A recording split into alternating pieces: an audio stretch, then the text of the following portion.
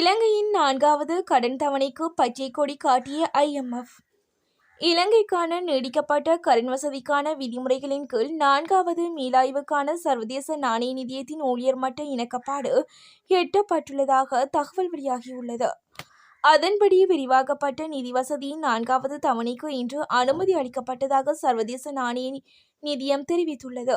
சர்வதேச நாணய நிதியத்தின் முகாமைத்துவமும் அதன் நிறைவேற்று சபையும் இதனை அங்கீகரித்ததன் பின்னர் இலங்கைக்கு சுமார் 3,333 மில்லியன் டாலர்களை பெற்றுக்கொள்ள வாய்ப்பு கிடைக்கும் என குறிப்பிடப்பட்டுள்ளது. இஸ்ரேல் பிரதமர் எங்கள் நாட்டுக்கு வந்தால் கைது செய்வோம். பிரித்தானிய பிரதமரின் அதிரடி அறிவிப்பு. இஸ்ரேல் பிரதமர் நெதன்யாகு பிரித்தானியாவுக்கு வந்தால் அவர் கைது செய்யப்படலாம் என அந்நாட்டு அரசாங்கம் தெரிவித்துள்ளது. பாலஸ்தீனத்தின் காசா முனையை நிர்வகித்து வரும் ஹமாஸ் அமைப்பினர் மீது இஸ்ரேல் போர் தொடுத்து தாக்குதல் நடத்தி வருகிறது. இந்த தாக்குதல்களில் குழந்தைகள், பெண்கள் உட்பட 44,000க்கும் மேற்பட்டோர் பலியாகியுள்ளனர். இந்நிலையில் இஸ்ரேல் மீது போர்க்குற்ற புகார்கள் முன்வைக்கப்பட்டு சர்வதேச குற்றவியல் நீதிமன்றத்தில் வழக்கு தொடரப்பட்டுள்ளது.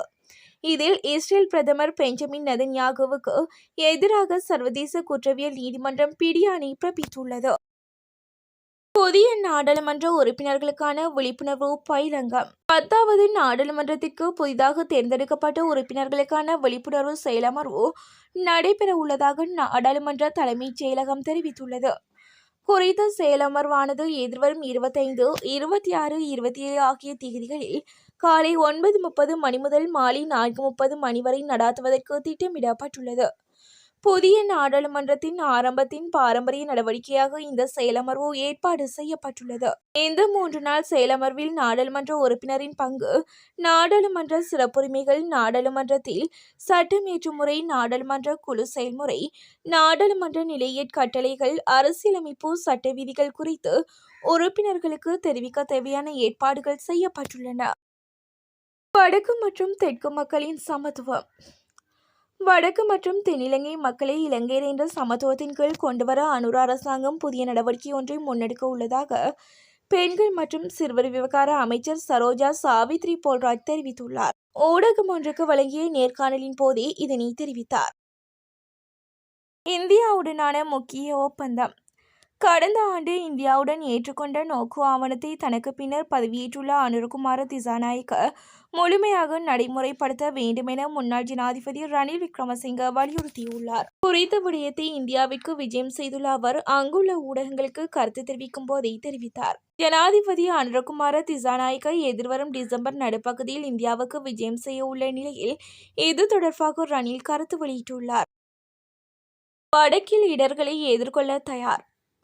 எதிர்வரும் நாட்களில் வடக்கு மாகாணத்தில் இடர் பாதிப்புகள் ஏற்படுமாக இருந்தால் அவற்றை எதிர்கொள்வதற்கு தயார் நிலையில் இருப்பதாக துறைசார் திணைக்கள தலைவர்கள் வடக்கு மாகாண ஆளுநர் வேதநாயகனிடம் தெரிவித்துள்ளார். பருவகால மழை மற்றும் இடர் தணிப்பு முன்னாயத்த கூட்டம் வடக்கு மாகாண ஆளுநர் செயலகத்தில் நேற்று இடம்பெற்றுள்ளது.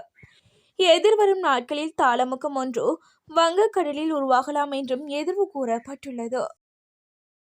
யாழ்ப்பாணத்தை சேர்ந்த பல்கலைக்கழக மாணவன் பரிதாபமாக உயிரிழப்பு.